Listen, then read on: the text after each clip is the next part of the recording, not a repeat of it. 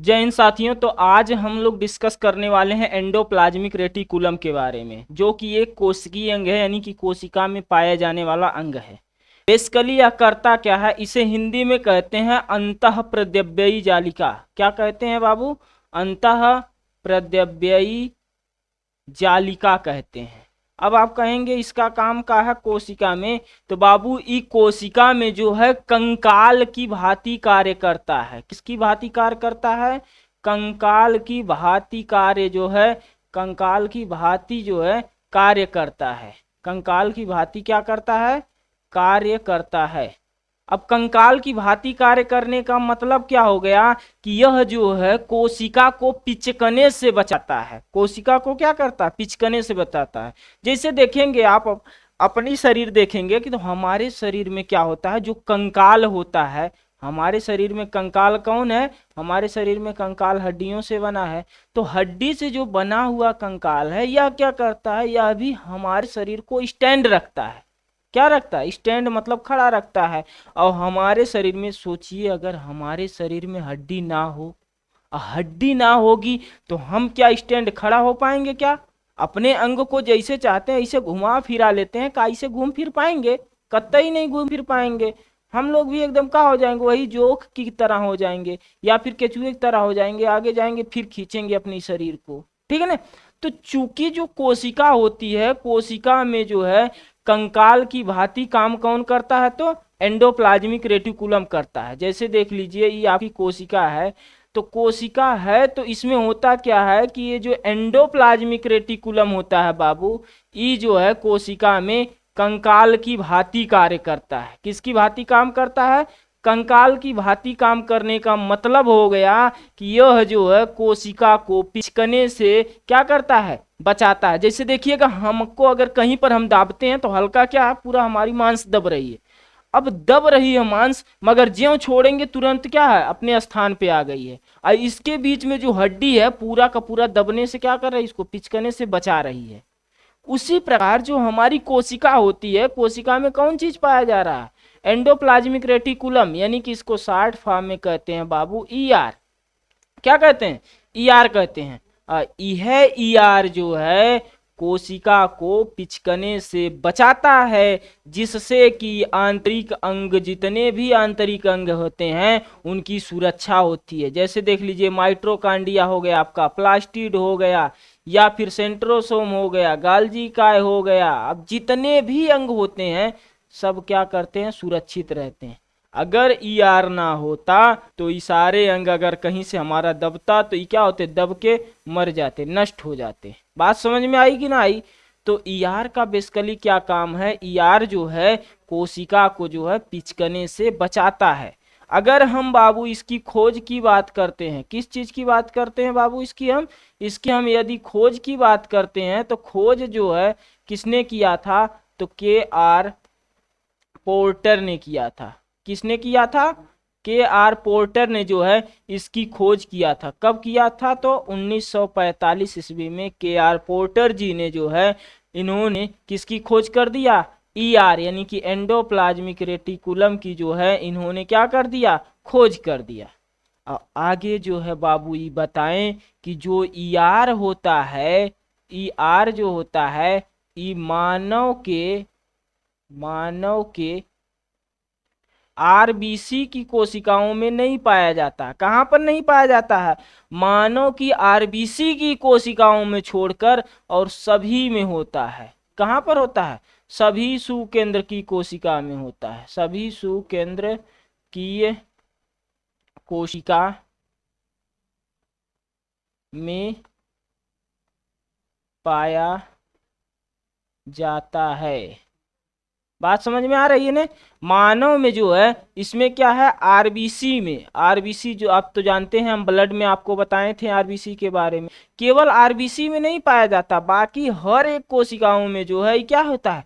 पाया जाता है। बात समझ में आ रही है कि नहीं आ रही है आपको? और किस में नहीं पाया जाता है? तो नीले हरे शैवालों में, नीले हरे शैवाल, नीले हरे शैवालों एवं जो है, और नीले हरे शैवालों में, और जो है जीवाणुओं में। कहां पर? जीवाणुओं में नहीं पाया जाता। आरबीई जो होता है ईआर यानी कि एंडोप्लाज्मिक रेटिकुलम नीले हरे शैवालों में और जीवाणुओं में क्या होता है बाबू, नहीं पाया जाता है। बात समझ में आ रही है कि ना आ रही है? यह जो है कोशिका को पिचकने से बचाता है, इसीलिए इसे कहते हैं कोशिका का कंकाल। क्या कहते हैं? इसे कहते हैं कोशिका का कंकाल कहते हैं, कोशिका का कंकाल कहते हैं। अगर आप देखेंगे बाबू तो बेसिकली जो है इसके दो भाग होते हैं। कितने भाग होते हैं? एंडोप्लाज्मिक रेटिकुलम के दो भाग होते हैं। आते हैं हम अब इसको जो है थोड़ा सा फिगर की मदद से समझते हैं कि आखिर हमारा फिगर क्या कह रहा है। देखिएगा ई वाला जो भाग है, हमने आपको बताया कि ई आर के मुख्य रूप से दो भाग हैं। तो ई वाला अगर जो भाग आप देख रहे हैं, ई वाला भाग जो आपको दिख रहा है, ये आपको देखने में कैसा लग रहा है बाबू? ये आपको देखने में कैसा लग रहा है? आपको देखने में ही लग रहा होगा कि स्मूथ है। स्मूथ का मतलब क्या हो गया? ये चिकना है। कैसा है? चिकना। देखने को देख रहे हैं ना, एकदम चिकन चिकन दिख रहा है कि नहीं? चिकना। जबकि यहाँ पर आप देख रहे हैं छोटा छोटा छोटा छोटा जो है क्या है दिख रहा है आपको? धब्बा नुमा संरचना दिख रहा है। और धब्बा नुमा संरचना को कहते हैं क्या? रफ। रफ कहते हैं। रफ का मतलब क्या हो गया? खुरदुरा। कैसा हो गया? खुरदुरा। यानी कि जो ईआर होता है इसके कितने भाग होते हैं? दो भाग होते हैं। एक होता है स्मूथ और दूसरा होता है कौन सा? रफ होता है। एक स्मूथ भाग होता है और दूसरा भाग ये वाला जो आपको दिख रहा है ये क्या है? यहाँ पर जो है खुरदुरा है। कैसा है? खुरदुरा है। खुरदुरा का मतलब क्या हो गया कि इसमें जो है विभिन्न प्रकार के क्या पाए जा रहे हैं? छोटे छोटे जो है राइबोसोम पाए जा रहे हैं। बात समझ में आ रही है? तो हम बात कर रहे थे ईआर की। ईआर कितना प्रकार का होता है बाबू? ईआर दो प्रकार का होता है। एक होता है क्या? स्मूथ। दूसरा होता है रफ। स्मूथ वाला हमने अभी आपको दिखाया कि वाला जो दिख रहा है आपको ये चिकना दिख रहा है, एकदम चिकना यानी कि स्मूथ। अब स्मूथ वाला काम क्या करता है बाबू? तो ये जो है वसा का निर्माण करता है। किस चीज का निर्माण करता है? वसा का जो है क्या करता है? निर्माण करता है। स्मूथ वाला भाग जो है किस चीज का निर्माण करता है? वसा का। और किस चीज का निर्माण करता है बाबू? तो और निर्माण करता है कार्बोहाइड्रेट। वसा और किसका? वसा और जो है कार्बोहाइड्रेट जो है दोनों चीजों का क्या करता है बाबू? निर्माण करता है। बात समझ में आ गई? आगे हम चलते हैं खुरदुरा की तरफ। खुरदुरा में आप देख रहे हैं कि जो खुरदुरा यानी कि रफ साइड है, यहाँ पर देख रहे हैं आप छोटे छोटे जो है बिंदी नुमा जो है आपको संरचनाएं ये सब दिख रही हैं। अब ये जो छोटे छोटी संरचनाएं हैं यही होता है कौन चीज इस पर लगा है? इस पर लगा है राइबोसोम। क्या लगा है बाबू? राइबोसोम लगा है। अब आप जानते हैं राइबोसोम क्या काम करता है? तो हमने आपको बताया था कि राइबोसोम जो है प्रोटीन का निर्माण करता है। प्रोटीन का निर्माण करता है। तो अब राइबोसोम कहीं पर भी रहेगा तो किस चीज का निर्माण करेगा? प्रोटीन का निर्माण करेगा। अरे भैया आप जैसे देखिए कोई जो है बाल काटना जानता है तो दुनिया के किसी भी कोने में रहेगा तो क्या कर लेगा? बाल काट के अपना पेट का काम कर लेगा कि ना? रोजी रोटी कमा लेगा कि ना?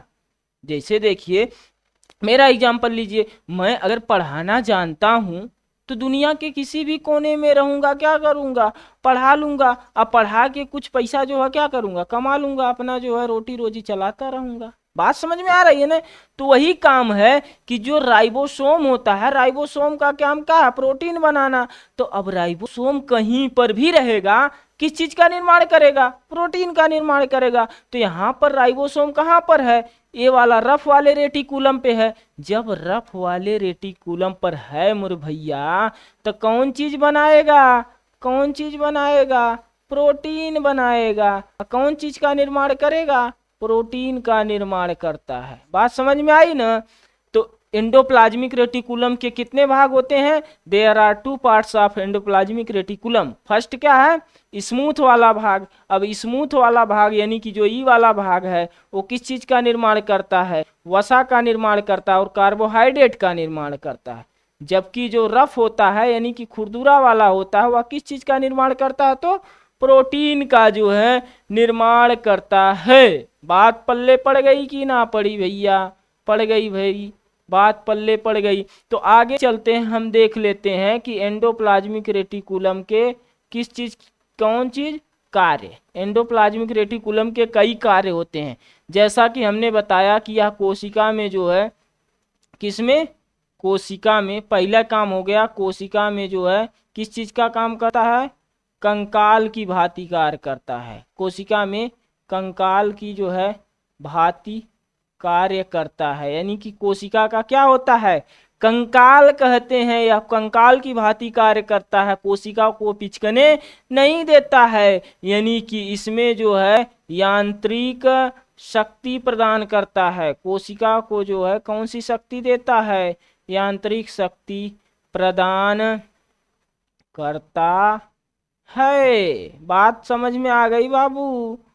कोशिका को कौन सी शक्ति प्रदान करता है, यांत्रिक शक्ति जो है प्रदान करता है। दूसरा काम क्या हो गया कि कोशिका विभाजन के समय, कोशिका विभाजन के समय, कोशिका विभाजन के समय कोशिका पट का निर्माण करता है। कोशिका विभाजन के समय क्या करता है, कोशिका विभाजन के समय इसके पट का निर्माण करता है। हमने बताया था कि जब कोशिका विभाजन होता है तो इसके बीचों बीच में एक पट्टी बनती है, यानी कि जिससे हमने आपको बताया था मध्य पटलिका बनती है। अब इसी मध्य पटलिका का निर्माण कौन करता है, ईआर करता है। कौन करता है बाबू, ईआर जो है इसी मध्य पटलिका का क्या करता है, निर्माण करता है। बात समझ में आई? अगला इसका काम देख लेते हैं। तीसरा काम क्या है, यह कोशिका भित्ति का भी क्या करता है, निर्माण करता है। किस चीज का निर्माण करता है बाबू, कोशिका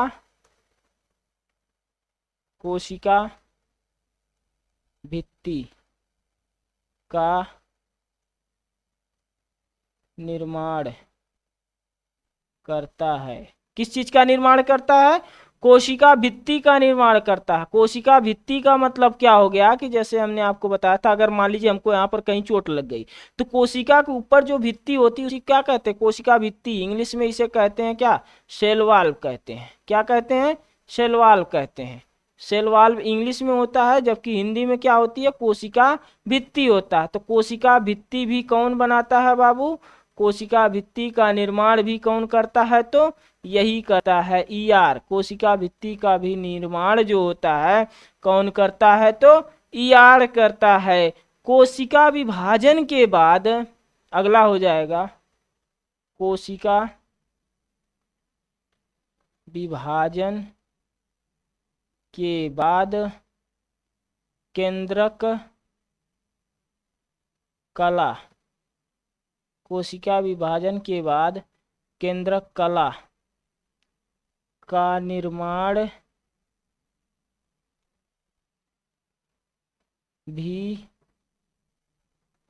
ईआर करता है। देखिए हमने आपको बताया था कि अगर कोई कोशिका है, कोशिका में जो केंद्रक होते हैं, अब कोशिका में जो क्या होते हैं, केंद्रक होते हैं। कोशिका में जो केंद्रक है, ये आपका क्या हो गया, केंद्रक हो गया। कोशिका में जो केंद्रक है, केंद्रक के चारों ओर जो कला होती है, जो मेम्ब्रेन होती है, इसी कहते हैं केंद्रक कला।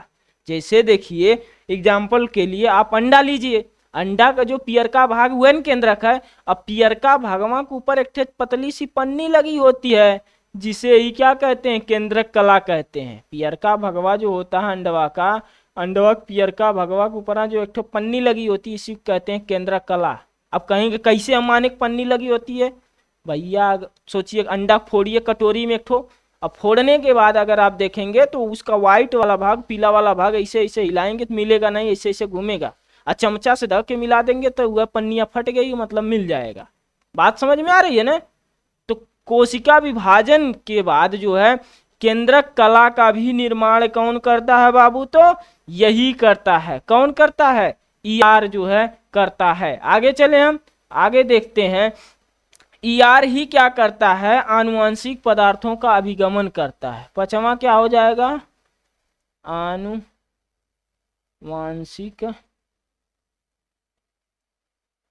पदार्थों का अभिगमन। आनुवांशिक का मतलब क्या होता है, आनुवांशिक पदार्थ का मतलब क्या होता है, जैसे देखिए क्या होते हैं, किसी परिवार में दादाजी होते हैं, इनके बाद पिताजी होते हैं, इनके बाद क्या होते हैं, आप होते हैं, ठीक है ना। तो होता क्या है कि दादाजी के लक्षण जो है पिताजी में आते हैं, पिताजी के लक्षण जो है आप में जाते हैं, आपके लक्षण जो है आपके बेटवा में जाएगा, आपका लक्षण कहाँ जाएगा, आपके बेटे में जाएगा। यानी कि पीढ़ी दर पीढ़ी, कब, पीढ़ी दर पीढ़ी जो लक्षण होते हैं एक दूसरे में जाते रहते हैं, इसी को कहते हैं आनुवंशिक। इसी को क्या कहते हैं, आनुवंशिक कहते हैं। बात समझ में आई। पीढ़ी दर पीढ़ी का मतलब क्या हो गया, एक पीढ़ी से दूसरे पीढ़ी में, दूसरे से तीसरे, तीसरे से चौथे में जाना ही क्या कहलाता है, आनुवंशिकी। और यही आनुवंशिक लक्षणों में जो होता है पदार्थों का अभिगमन यानी कि पहुंचाने वाला काम जो है कौन करता है, तो यह एंडोप्लाज्मिक रेटिकुलम करता है। पल्ले पड़ गया बाबू कि ना, समझ में आया कि ना आया बताइए, ठीक है ना। और क्या करता है, अगर कोशिका है, देख लीजिए इसका अगला क्या का है, बस आखिरी ये बता के छोड़ दे रहे हैं, बहुत ज्यादा ना बताएंगे, ठीक है ना, बहुत ज्यादा इंपॉर्टेंट अब इसके बाद वाला ना है। ये क्या करता है, जैसे देखिए कोशिका है, तो हमने आपको बताया था कोशिका में तीन भाग होते हैं, एक होता है कोशिका केंद्र, एक होता है क्या, कोशिका भित्ति, कोशिका भित्ति, दूसरा क्या होता है कोशिका द्रव्य, कोशिका द्रव्य, तीसरा का होता है केंद्रक द्रव्य। ये न तीन भाग है। अब देखिए क्या करता है कि कोशिका में किसी पदार्थ के आने जाने का नियंत्रण करता है। क्या करता है, कोशिका में आने जाने का कौन चीज करता है, यह नियंत्रण रखता है। कि मान लीजिए कोई पदार्थ जो है कोशिका में आ रहा है और कोई पदार्थ कोशिका से जा रहा है, इसका नियंत्रण कौन करता है बाबू, ई करता है, ईआर एंडोप्लाज्मिक रेटिकुलम करता है। बात समझ में आई कि ना आई। यह कोशिका में पाए जाने वाला क्या है, एक कोशिकीय अंग है जिसका हमने काम भी बता दिया, कौन कौन से काम है, क्या करता है, इसके कितने भाग होते हैं। तो भी हमने बताया कि इसके दो भाग होते हैं, एक होता है स्मूथ, दूसरा होता है रफ। एक क्या होता है, एक स्मूथ होता है, ये जो है आपका स्मूथ है, और ये वाला जो भाग आपको दिख रहा है ये रफ है। स्मूथ वाला जो होता है कार्बोहाइड्रेट और वसा का निर्माण करता है, जबकि रफ वाला जो होता है वो प्रोटीन बनाता है। क्या बनाता है, प्रोटीन बनाता है, ठीक है ना। बात समझ में आई। फिर मिलते हैं नेक्स्ट क्लास में, तब तक के लिए जय हिंद, वंदे मातरम।